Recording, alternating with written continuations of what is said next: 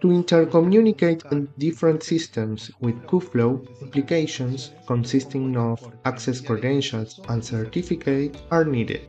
These credentials and certificates are created in the Management menu in the Administrative section of the web and are made up of an identifier, a token, a client certificate, and a certification authority certificate. In addition, a private key is generated, which must be stored securely.